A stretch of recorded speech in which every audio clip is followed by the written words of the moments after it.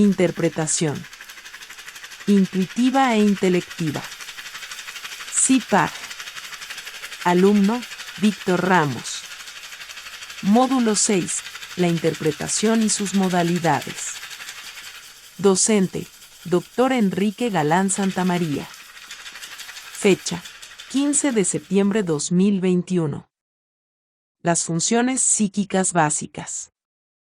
Por motivos puramente empíricos, Jung distingue, entre otras, 4 funciones básicas en la psicología: pensamiento, sentimiento, sensación e intuición. Por medio de su práctica profesional, pudo darse cuenta de que existen una serie de combinaciones en relación con las personalidades y las funciones. Por ejemplo, la personalidad introvertida es más intuitiva que las personas extravertidas, que tienden a guiarse por la función sensación. La orientación de los individuos respecto a las funciones es como una posición geográfica en función de su latitud y longitud. La naturaleza y el ambiente en que se desarrolla el individuo hace que se incline o se acostumbre a actuar con preferencia alrededor de una de las 4 funciones básicas. Las interpretaciones de los eventos de la vida podrán hacerse con algún porcentaje de líbido diferente en las 4 funciones. Los resultados pueden ser muy variados de acuerdo con las cantidades de libido que se aplique a cada una de las funciones. Así, con la sensación comprobamos un hecho, establecemos su veracidad o damos constancia de él. Con el pensamiento averiguamos por medio de un ejercicio o facultad intelectual la naturaleza, cualidades y relaciones de las cosas.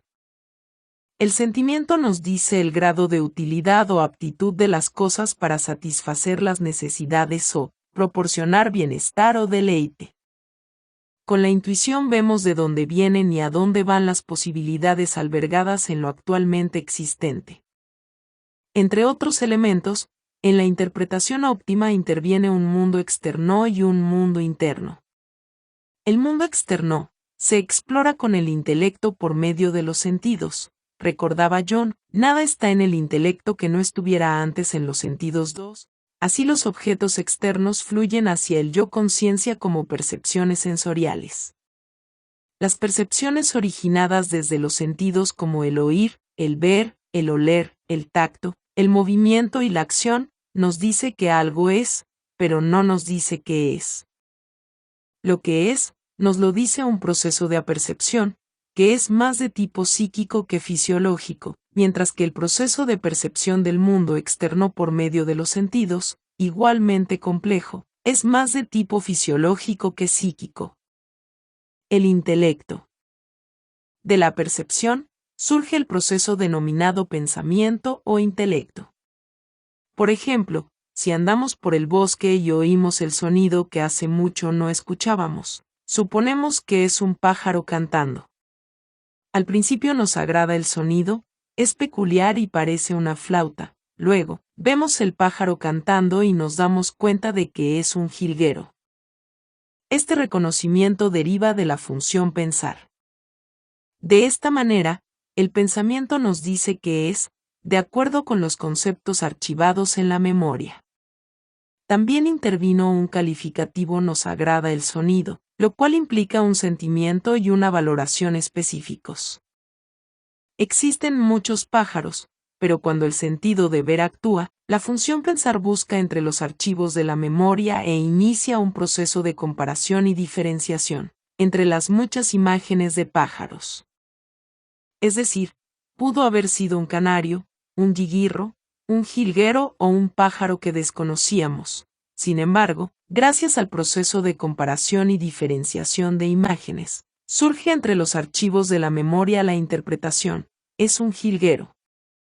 El proceso pensar se traduce en lenguaje y a través de la observación, se describe al pájaro. Mide unos 20 centímetros, es bonito, tiene pico cónico y delgado. Su plumaje es pardo por el lomo, blanco con una mancha roja en la cara, otra negra en lo alto de la cabeza, un collar blanco bastante ancho, etc.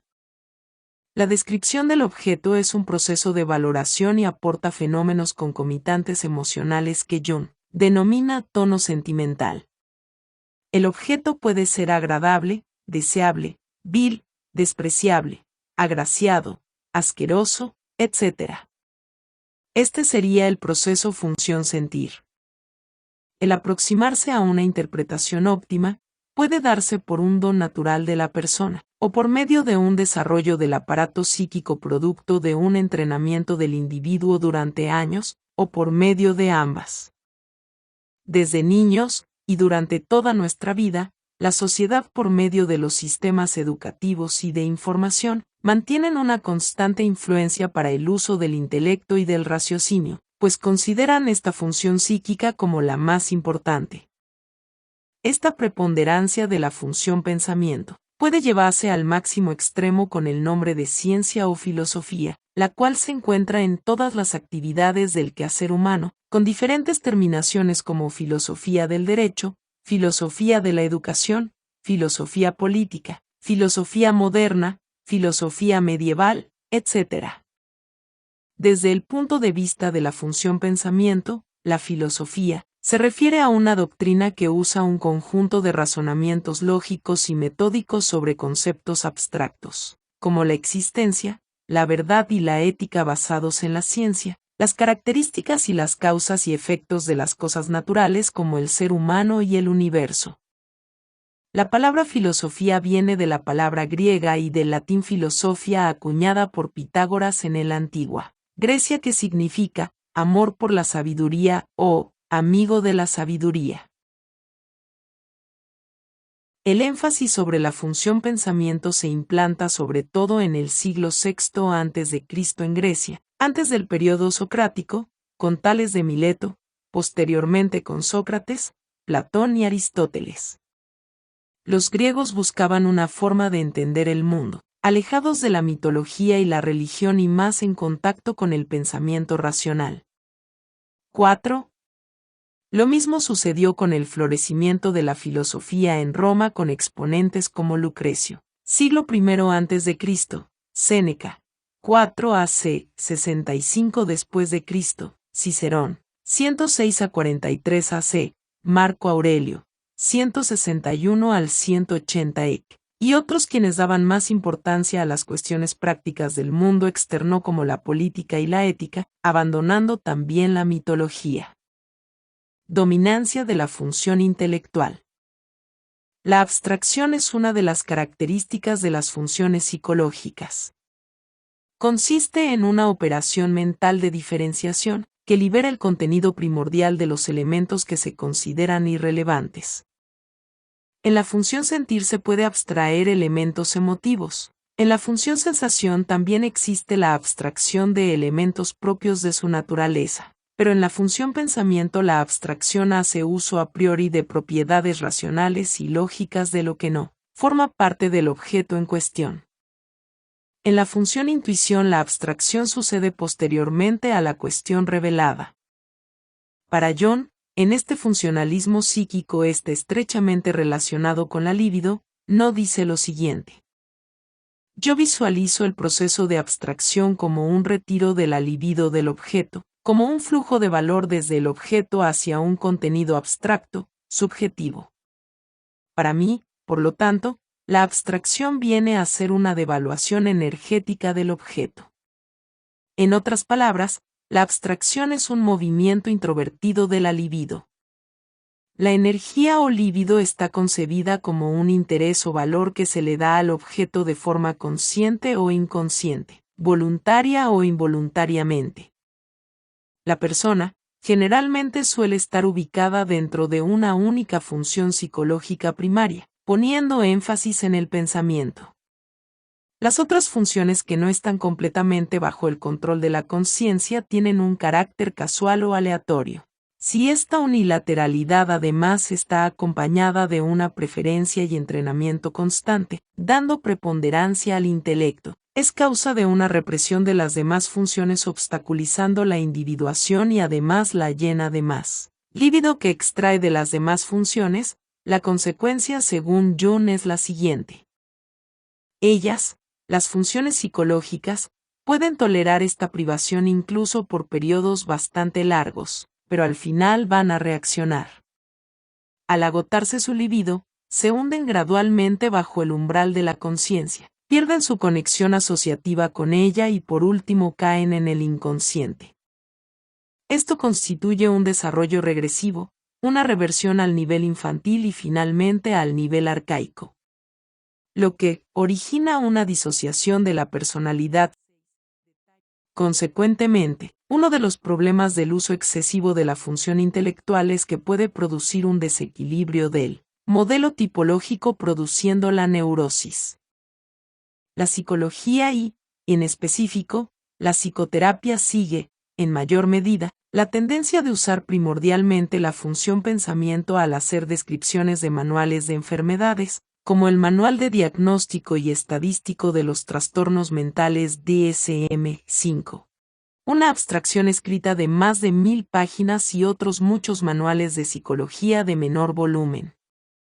Estos manuales son de gran ayuda, pero resta importancia a la realización de la función intuición en nuestra vida.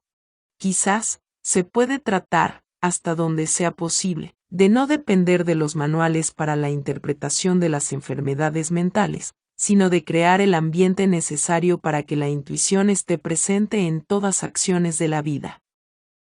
En Tipos psicológicos, párrafo 83, Jung no entra en los detalles sobre el por qué la humanidad rechazó y reprimió lo inconsciente del individuo, dejando este tema a la historia del espíritu.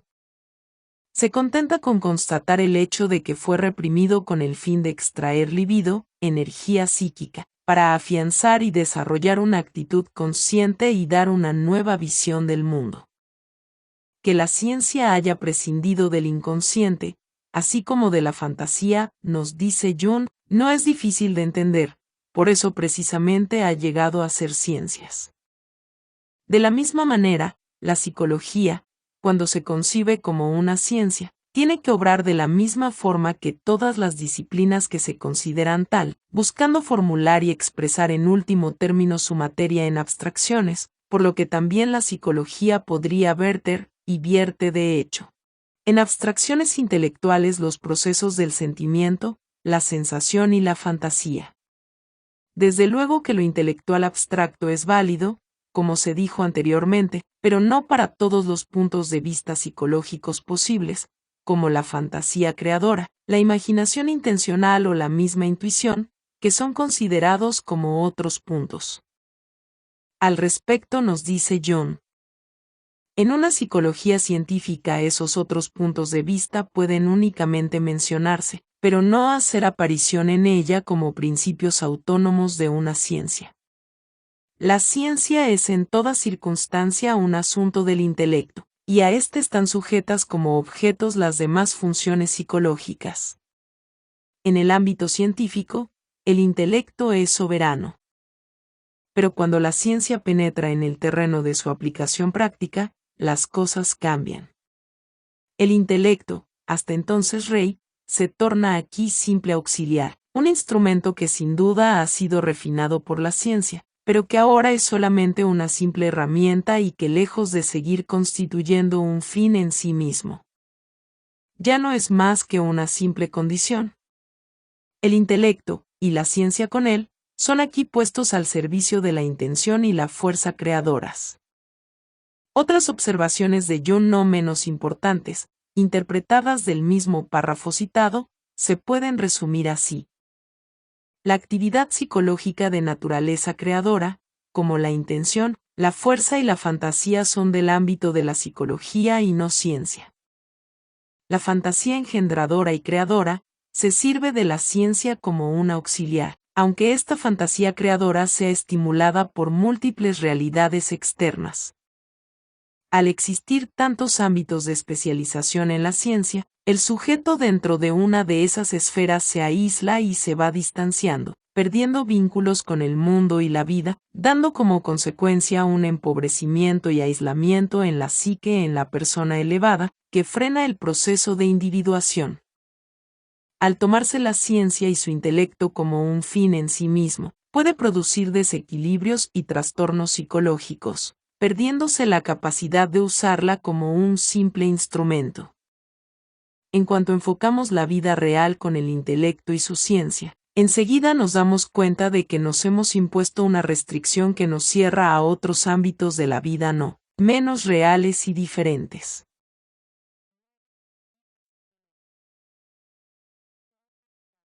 Aquí interpreto que otras facultades del hombre se ven disminuidas, limitadas o perdidas, como por ejemplo la función intuición.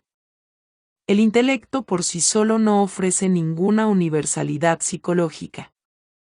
La meta de la totalidad de las 4 funciones básicas está unida por un punto que ha sido en llamarse fantasía creadora, que también une los opuestos. Si concebimos la psicología solamente como una ciencia, no alcanzamos la vida, sino que nos limitamos a servir a la ciencia como un fin en sí mismo. 10. Si bien la ciencia nos conduce a hechos objetivos, también hay que tomar en cuenta que se inhibe de conocer los que no lo son. Hay que tomar en cuenta que el intelecto preso por sí mismo puede liberarse voluntariamente y reconocer la dignidad de otros fines. Tal vez lo más grave del intelectualismo paralizado en la ciencia sea olvidar la fuente que alimenta la vida. En este tema John se diferencia de Freud y Adler en que considera la fantasía creadora como ciencia. Para Freud, la fantasía es considerada como procesos instintivos elementales causales. Para Adler, por el contrario, la reduce a las intenciones elementales y finales del yo. La intuición. Dice John, el proceso de intuición no es ni una percepción sensorial, ni pensar, ni sentir. El proceso de comparación y diferenciación no debería existir en un hecho de intuición. De acuerdo con la capacidad intuitiva de cada uno, la intuición es una visión mediata y clara, que se puede reflejar como una percepción sensorial, como un pensamiento o bajo la impresión de su estado emocional o sentimental.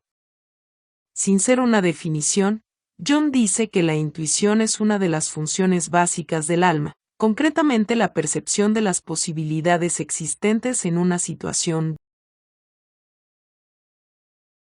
La función intuición es irracional, siendo como el contrapeso para los extremos de la filosofía, la ciencia y el intelecto abstractivo.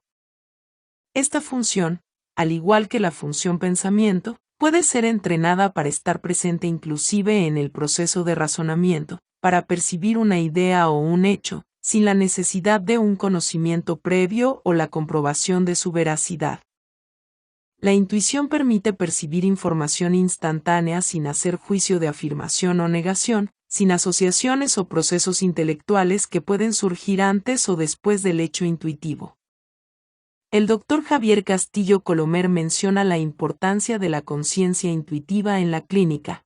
John, en su trabajo sobre Paracelso 1942, identifica las partículas de luz como la lumen naturae, la luz de la naturaleza. Partículas que, para el psiquiatra suizo, fueron interpretadas en los orígenes del pensamiento alquímico como la conciencia intuitiva, el saber inmediato que puede orientar al médico en sus prescripciones clínicas, un cielo interior, que consigue orientarnos de la misma forma que las predicciones astrológicas del cielo externo. 13. Habría que recalcar que el pensamiento alquímico ha sido casi olvidado por la academia, de igual manera que la conciencia intuitiva ha sido relegada a menos de un segundo plano. El objeto revelado con lumen naturae, que suceda en cualquier escenario, podrá ser traído al yo conciencia, si el camino que transita está limpio de complejos, sombras, influencias arquetípicas, contenidos inconscientes y cualquier otro elemento subjetivo que atrape la revelación y la enrede como si fueran telas de araña. Si el evento intuitivo se mezclara con algunos de esos elementos que crean escenarios e historias inciertas dentro de la mente, no podría suceder el acto intuitivo. De ahí la necesidad del proceso de individuación planteado por John, que pretende sacar al sujeto del estado de identificación de los objetos conscientes e inconscientes que puedan surgir, lo cual daría un espacio para que la interpretación intuitiva se dé con éxito.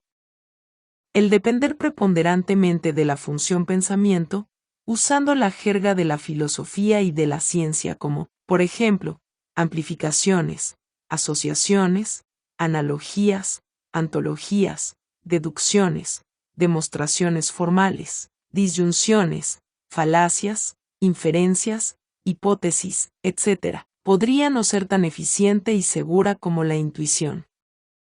La intuición abstracta, la intuición simbólica y la intuición fantástica de la que habla John requiere del raciocinio y de la mente para revestir las ideas, imágenes, símbolos o conceptos recibidos, con palabras que expresen con claridad e inteligencia las revelaciones que se obtienen de la conciencia intuitiva. La expresión y el uso de las palabras exactas para cada revelación se vuelven importantes para no tergiversar lo recibido y expresarlo en el mundo externo de la mejor manera. El lenguaje correcto y exacto en la expresión es fundamental para interpretar y comunicar lo recibido. Para ello, habría que hacer uso del intelecto como un instrumento que colabora con la intuición. También puede suceder, muchas veces, que no es necesario plasmar lo recibido en palabras, entonces quedará únicamente la comprensión dentro del yo del sujeto. Ambiente de la conciencia intuitiva. El profesor Castillo Colomer, en el siguiente párrafo nos señala la posibilidad de crear condiciones para que la intuición suceda, aunque ésta no depende de nuestra voluntad. Quizá, el conocimiento que me puede proporcionar la Lumen Naturae, el conocimiento inmediato del que hablan los gnósticos y alquimistas, no sería posible planificarlo ni controlarlo. Esto no quiere decir, probablemente, que no podamos crear las condiciones para llamarlo, aunque su aparición no dependa de nuestra voluntad. 15. Entre las condiciones que podemos crear para que la intuición llegue está la formulada por Sigmund Freud, en 1912, en Consejos al médico sobre el tratamiento psicoanalítico, que llamó atención flotante, la cual es una habilidad por desarrollar, que pretende estar en contacto con el inconsciente. Ella consiste en una actitud de escucha al paciente, por parte del analista, sin preferir ninguna de sus declaraciones, dejando actuar a la actividad inconsciente bajo la observación neutral de la conciencia. El uso de esta técnica por parte del analista requiere de un entrenamiento previo que le permita dejar de lado o suprimir defensas, prejuicios conscientes o inconscientes, no dejarse invadir por complejos de ningún tipo, etc. Mientras el analista se mantenga en esa actitud de atención flotante, se convierte en un proceso o contrapunto de la asociación libre. Esta sería una técnica que, con la práctica, se aproxima a la meditación y, consecuentemente, a la interpretación intuitiva. La atención flotante es uno de los 3 elementos o recomendaciones dadas por Freud sobre la disposición psíquica o actitud anímica que se debe tener en el psicoanálisis. La neutralidad y el principio de abstinencia son los otros 2 elementos que complementan a la atención flotante. Estos 3 elementos permiten crear una atmósfera de comunicación de inconsciente a inconsciente, lo que facilita la revelación de la problemática y la consecuente cura. La neutralidad es una de las cualidades que definen la actitud del analista durante la cura. El analista debe ser neutral en cuanto a los valores religiosos, morales y sociales, es decir, no dirigir la cura en función de un ideal cualquiera, y abstenerse de todo consejo neutral respecto a las manifestaciones transferenciales. Lo que habitualmente se expresa por la fórmula no entrar en el juego del paciente. Por último, neutral en cuanto al discurso del analizado, es decir, no conceder a priori una importancia preferente, en virtud de prejuicios teóricos, a un determinado fragmento o a un determinado tipo de significaciones. 16. Por abstinencia se entiende como un precepto de la técnica de tratamiento según la cual el analista debe comportarse de modo tal que el analizado no encuentre satisfacciones sustitutivas a sus síntomas en el análisis, o estos sustitutos sean minimizados, por la vía de la renuncia del analista a satisfacer las demandas del paciente. Absteniéndose también de desempeñar los papeles que constantemente éste le ofrece como afecto de los fenómenos transferenciales. 17.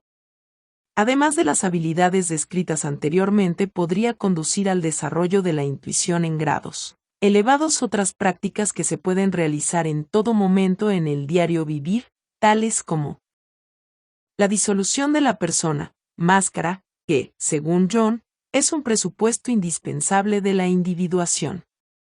Superar la actitud típica 18 del sujeto de encasillarse en una única función psicológica, que produce represión. Evitar encajar todo en nuestra actitud típica. Mantener un estado de atención consciente. Darse cuenta de la manifestación de los contenidos inconscientes sin que la intención consciente quede de lado. Sobre esta misma idea de abrir espacio psicológico para que la intuición suceda, existen otras recomendaciones no menos importantes de diferentes autores que se han destacado por ser muy intuitivos. Uno de ellos es J. Krishnamurti 19, quien advierte que la comprensión creadora se ve obstaculizada cuando estamos identificados con otra persona, con un grupo, con un país, con una religión, sea cristiana, hindúes, budistas o cualquier secta. Además, se ve limitado en la comprensión si se identifica políticamente por tradición, hábito, impulso, prejuicio, imitación o pereza. No debería uno llegar a ser un mero instrumento de un partido, de un sacerdote o de un líder político. Para lograr estas recomendaciones, según Jiddu Krishnamurti, no se debe luchar a favor o en contra de la identificación, porque mayor sería la resistencia que se pone a la comprensión. Lo que hay que hacer es darse cuenta del total proceso de identificación, sea externa o interna. Por lo tanto, aquel que se ha identificado a sí mismo jamás puede conocer la libertad, en la cual únicamente toda verdad se revela. 20. El darnos cuenta de estas situaciones nos permitiría buscar la didáctica original en cada uno, que permita establecer condiciones para que se manifieste la intuición, no en forma casual sino inducida. Así como la función racional se aprende en la escuela, colegio y universidad, también la función intuición debería aprenderse con técnicas como las descritas anteriormente o con prácticas milenarias de las escuelas de misterios. Si nos entrenáramos desde niños a usar la función intuición, de adultos tendríamos una valiosa herramienta de gran utilidad en la interpretación clínica, en el análisis psicológico y sobre todo en la vida práctica del día a día. Las técnicas para crear las condiciones del conocimiento inmediato son reiteradas en muchas escuelas de misterios o tradiciones esotéricas, sobre todo en las grandes religiones como el budismo, el hinduismo, el islam y el cristianismo, donde buscan la iluminación, la revelación, la percepción intuitiva y otras facultades. Es frecuente encontrar en estas escuelas la desidia a la razón, al análisis, por considerarlos como una guía de ciegos que conduce a la ciénaga de la ilusión, a una realidad de apariencias, a Maya. El místico que posee plena luz en sus corazonadas verifica reiteradamente su certeza en el conocimiento intuitivo y sus interpretaciones son profundas. Lo que para otros apenas se puede percibir de casualidad, ellos pueden afirmar que conocen a profundidad. No solo resuelven la primera ecuación, sino otras que subyacen en lo oculto de la psique. Como lo afirma Castillo Colomer, la aparición del conocimiento inmediato no depende de nuestra voluntad. No obstante, la práctica de la atención flotante y la meditación abren posibilidades para que esta visión suceda. El común denominador de estas prácticas es la habilidad de concentración, la cual deja de lado la lucha mental constante entre la tesis y la antítesis. Por medio de esta técnica, podríamos abstraernos del tiempo, del espacio y de la percepción sensorial, dejando paso libre a la conciencia intuitiva para realizar interpretación que va más allá del análisis intelectual. Si apareciera la conciencia intuitiva, esta es soberana por su certidumbre, entonces el intelecto se convierte en un instrumento de dicha conciencia, al igual que los sentidos, el habla, el tiempo, el espacio y todas las demás facultades del hombre. Por supuesto que existen muchos otros obstáculos psicológicos que deben superarse antes de que aparezca la conciencia intuitiva. Aún así, la meditación, que incluye la concentración, puede escamotear muchos de los obstáculos inimaginables, permitiendo que la luz se manifieste en el yo conciencia. Las prácticas citadas tratan de solucionar la problemática de la mente pensante desordenada. El tabique entre el yo conciencia y la conciencia intuitiva siempre ha sido la mente. Al respecto nos dice Browning: la verdad está en nosotros. No surge de cosas externas, tal como se cree. Existe un recóndito centro en todos, donde la verdad mora en toda su plenitud. Muro sobre muro la carne nos circunda.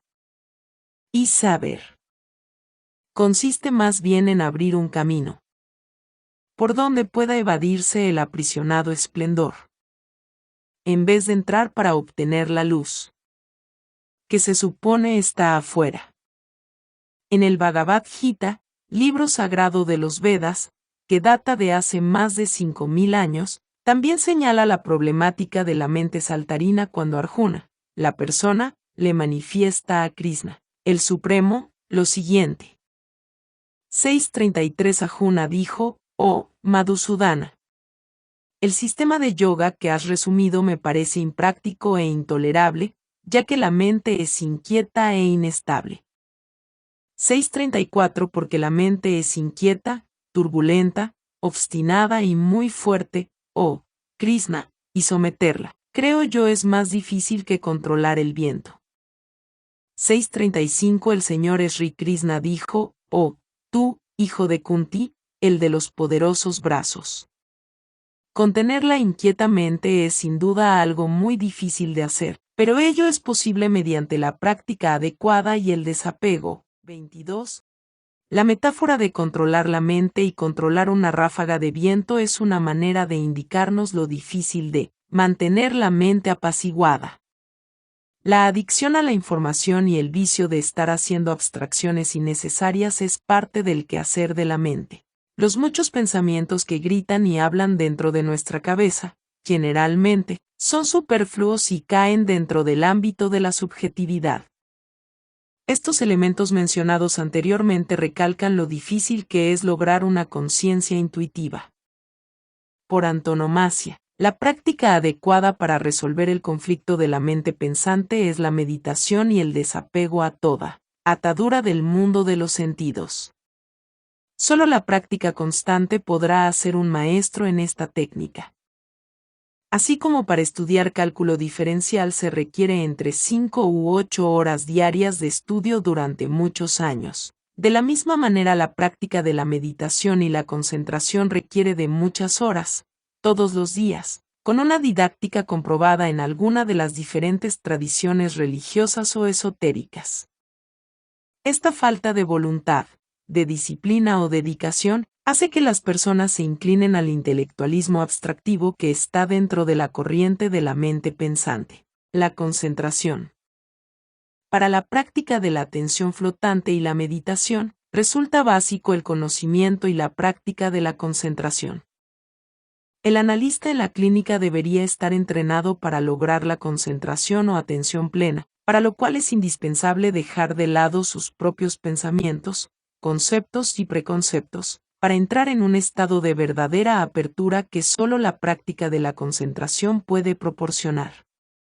Llegar a interpretar la narración de un paciente con el intelecto abstractivo y con algún grado de distracción, llevaría muchas sesiones para poder aproximarse superficialmente al meollo del problema planteado.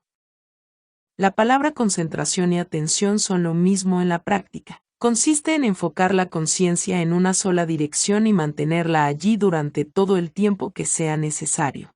La necesidad de entrenarse en el hábito de la concentración es de suma importancia, por lo que recopilamos algunos consejos de muy variadas fuentes. 1.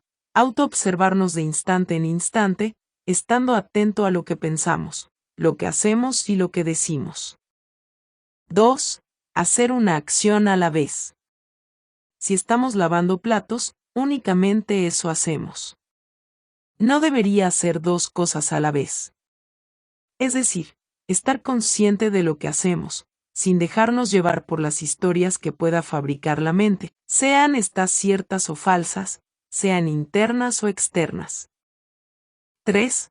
Prestar atención a lo que se habla, a lo que se oye, a la lectura, enfocando firmemente la mente en lo que se está haciendo. 4. Cultivar el hábito de la exactitud en todas las cosas de la vida. 5. Entender y entrenar a la mente para que sea nuestra servidora, no nuestro amo, cultivando de esta manera el poder de la concentración. 6. Definir y ejecutar ejercicios de concentración diariamente en forma perseverante. Por ejemplo, fijar la mente en un objeto determinado o en un tema de reflexión. 7. Abstraer la conciencia del mundo externo y sus condiciones, enfocando a voluntad en un tema de interés. 8. Desarrollar la voluntad para no desviar la atención sobre un pensamiento simiente elegido. 9. Es contraproducente aquietar la mente. No se puede, únicamente, observar hasta que se apacigüe por sí misma. Si peleamos con la mente, entramos en conflicto. 10. La mente se mantiene ocupada todo el tiempo en una sola dirección por medio de la atención hacia adentro y al objeto en estudio. 11. La conquista de la mente se realiza por medio de la concentración. La mente está acostumbrada a saltar de un tema a otro. Con la concentración se puede llegar a estados místicos importantes como la contemplación. Los objetos de concentración. Según Alicia Bailey, 1880 a 1949, los objetos simiente de concentración y meditación tienen determinadas formas en cuanto a su naturaleza, cualidades, propósito o la vida que los anima. Estas formas son símbolos de la vida inmanente, y por la meditación llegamos al aspecto vida. Explica que todas las formas de expresión son símbolos los cuales tienen 3 características. Representa la expresión de una idea. La idea lleva intrínseco un propósito y un impulso aún inconcebible. La interpretación de símbolos puede ser considerada de la manera siguiente.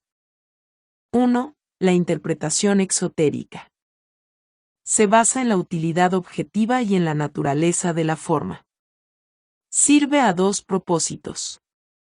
Dar alguna idea o concepto en el plano mental. Esa idea es aprendida y limitada por el hombre, de acuerdo con su grado de evolución.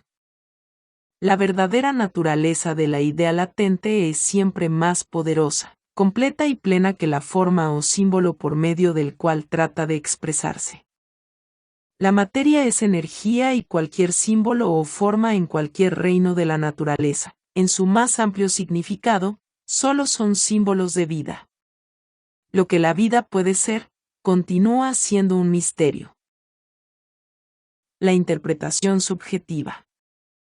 Revela la idea subyacente en la manifestación objetiva. Las ideas que surgen son evidentes para el practicante de la meditación, la cual es usada tanto en la interpretación exotérica del símbolo, como en la interpretación subjetiva. Cuando el practicante hace un pequeño contacto con su alma ocurren 3 cosas. Va más allá de la forma y trata de justificarla. Conforme avanza en el dominio de la meditación, llega hasta el núcleo de la forma, no por su capacidad sino por el conocimiento de su propia alma. Por último, formula ideas, toma la energía de la psique y la manipula. Queda sintonizado con las fuerzas y energías ocultas en los reinos de la naturaleza. Conforme se acrecienta en la práctica de la meditación, alcanza el pensamiento que subyace detrás de todos los símbolos y formas. En este nivel el individuo no es presa de los pensamientos ilusorios. El significado espiritual es lo que está detrás del sentido subjetivo. Una energía dinámica central, sobrenatural, que es la responsable del conocimiento y aprehensión inmediata. Concluye Alice A. Bailey. La mente cesa de actuar y el verdadero estudiante de la meditación se desliza hacia un estado de identificación consciente con la realidad espiritual, denominada el Cristo interno, el alma divina. En este punto es donde el hombre penetra en Dios. Ejemplo de intuición avanzada. Todas las grandes religiones tienen la práctica de la meditación con diferentes nombres y técnicas. En la religión católica, sobre todo en los monasterios, se practica varias veces al día con el nombre de oración contemplativa, actividad que es diaria e inicia antes de que amanezca, dando oportunidad a la irrupción de estados místicos como la intuición y más avanzado la clarividencia, esporádica o permanente. La intuición y clarividencia del Padre Pío de Pietrelcina está ampliamente documentada con miles de testimonios recientes de personas que fueron sorprendidas por la intuición de este franciscano, que sacó al entendimiento cuestiones del pasado que solo conocía el feligrés. Algunos de los hechos de este personaje sirven como ejemplo de intuición desarrollada conocida como clarividencia. Sucedían en el confesionario y nos limitamos a resumir unos cuantos. Muchos penitentes declararon asombrados que cuando estaban en el confesionario experimentaban la extraordinaria impresión de estar ante el tribunal de Dios. Sabía si el penitente era franco, honesto y si tenía la firme resolución de cambiar. Si no cumplía con esos requisitos, no le permitía decir ni una palabra, le decía fuera de aquí, por lo que lo consideraban brusco e irritante. Muchas veces cerraba la puerta en la cara del penitente llamándolo viejo cerdo fuera de aquí. Estas actuaciones no solo las hacía con penitentes, sino que también se lo hacía a colegas sacerdotes y obispos. Hubo personajes que quisieron ponerlo a prueba haciendo confesiones falsas. El capuchino lo sabía de inmediato. Llegó a golpear en la cara a un sujeto y ordenarle que saliera del confesionario. En otra ocasión, le dijo a un sujeto, sin dejarlo pronunciar palabra alguna, fuera de aquí comunista. Oía confesiones durante 18 horas diarias sin interrupción. El tiempo promedio de confesión eran 3 minutos y los feligreses salían totalmente satisfechos, reconfortados y dispuestos a hacer actos de enmienda. El primer contacto con la parte más íntima del feligrés lo realizaba con la pregunta: ¿cuánto tiempo ha pasado desde la última confesión? Si la respuesta no era clara o inexacta, él la corregía y el feligrés sentía la impresión de que lo estaba mirando dentro de su alma. En una ocasión, un sujeto, tratando de responder la pregunta, empezó a decir: Padre, como yo. El capuchino lo interrumpió diciendo: la última vez que hicisteis una buena confesión fue cuando regresabais de tu luna de miel. Dejemos todo lo demás a un lado y comenzad desde allí. También se daban casos de personas que olvidaban o por vergüenza no decían algunos hechos pecaminosos. Entonces el capuchino se los narraba con precisión y claridad. Estos feligreses se quedaban mudos, eran sacudidos por un estupor y comprendían que habían tocado lo sobrenatural. Como se dijo anteriormente, existen miles de testimonios de las facultades del Padre Pío y otras personas, las cuales iban más allá de la interpretación intuitiva y de los sueños.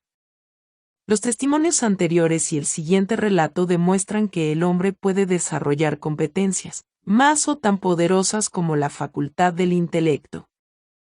Joy Greco, ahora un gran devoto del Padre Pío, tuvo un sueño en donde conoció al Padre Pío yendo por un camino y le pidió que salvara a su padre enfermo. El padre de Joe se curó repentinamente después del sueño. Para agradecerle al Padre Pío, Joe decidió ir a verlo en persona.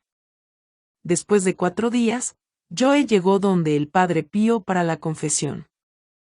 Así describió el encuentro. Esto fue, de hecho, lo que me convenció. Cuando el Padre Pío me vio, me dijo: pues, tu padre ya está bien. Esto en serio me quebró porque nunca había visitado San Giovanni Rotondo. Nunca había estado en esa parte del mundo, ni conocía a persona alguna de allí. Y aún así le hice una pregunta en mi mente, diciéndome: ¿era usted? ¿Era usted? Y él replicó: en el sueño, en el sueño. Empecé a temblar, estaba totalmente asustado. Le dije: sí, padre, en el sueño, padre. Le dije todos mis pecados, y antes de darme la absolución me dijo: ahora bien, usted sabe que hay otra cosa, que no ha mencionado en la confesión. Le dije, pues padre, no puedo recordar qué más me falta. El padre Pío describió a continuación un incidente con una muchacha en el parque cuando recién estuve en el ejército. Con eso recordé todo. Tanta fue mi vergüenza que quería que el suelo se abriera y me tragara. Luego le dije al padre Pío, sí padre, ya todo lo estoy recordando y me temo que he olvidado confesarlo. Me siento tan avergonzado, pues, dijo, has estado cargando ese pecado contigo desde 1941, y de hecho el lugar era Blackburn. Me levanté para irme y me dijo el padre Pío, hay otra cosa que se te ha olvidado, y había una pequeña sonrisa en su rostro. Le dije, oh no padre, en serio que ya no hay nada más que recuerde. Pensaba que era sobre algún pecado. Y me dijo, mira en tu bolsillo. Entonces saqué mi rosario, de mi bolsillo, se lo di, me lo bendijo y me lo regresó. Y eso fue todo. La interpretación intuitiva del tarot. Es un hecho la importancia del tarot como instrumento de interpretación. Algunos afirman que las figuras de las cartas representan arquetipos, de los cuales habló Carl Gustav Jung en su planteamiento de psicología. Ha sido usado como oráculo por muchos pueblos con diferentes culturas y en diferentes épocas. Uno de los pueblos que ha mantenido la tradición de la cábala durante siglos es el pueblo judío, con un sistema de interpretación mística y alegórica de la Biblia y las 22 letras del alfabeto hebreo. Popularmente hay muchos sistemas de tirada de las cartas para un proceso adivinatorio, dependerá del motivo, el lugar, del experto en la materia y otros aspectos de tipo ritualísticos, que no vienen al caso en esta ocasión. Lo que interesa ahora es la actitud del tarotista, para captar el hondo significado de alguna figura plasmada en la carta, que le provoque un mito en relación con el número soñado o a la consulta que está realizando.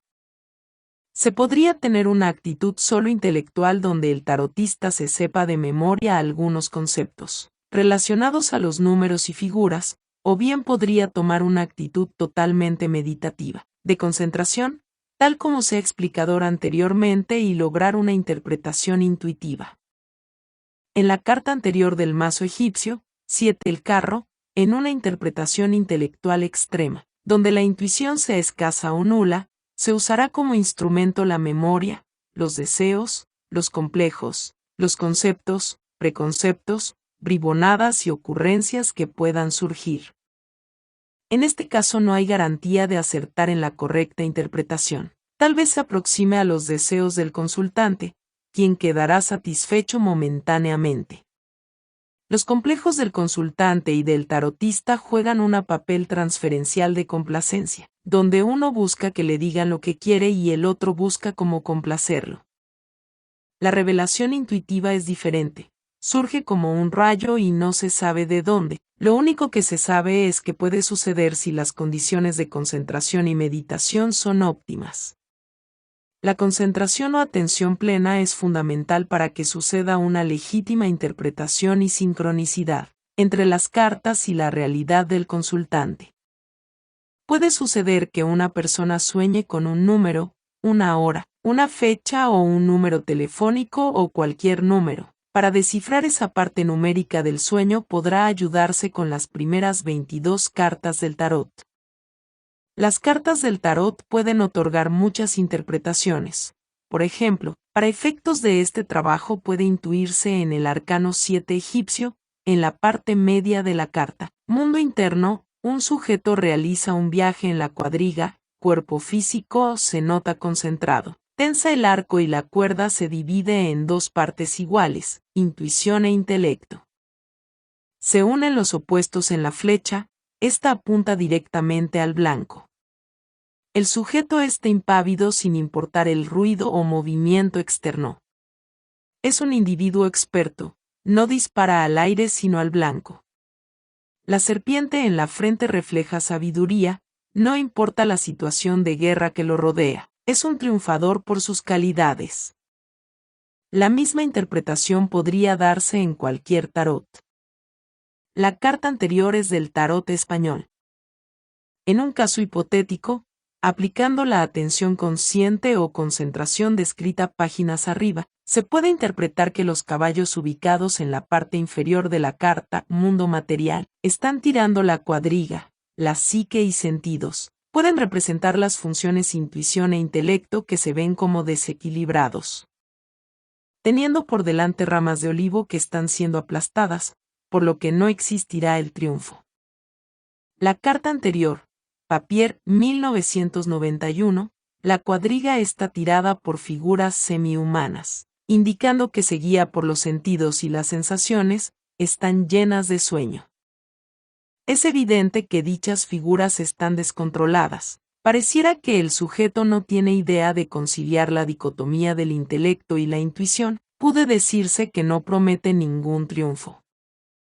También puede suceder que interpretador con su autoridad de concentración es atraído hacia el símbolo chino del yin-yang, la dualidad equilibrada, que es una revelación de éxito. Además, debajo de las patas de las figuras hay círculos que podrán producir más revelaciones.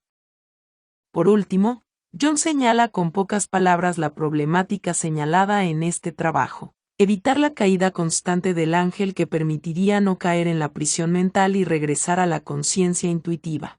No es, pues, de extrañar que para los hombres de todas las épocas y regiones haya sido siempre una cuestión candente cómo conducirse de la mejor manera posible respecto a esta condición invisible.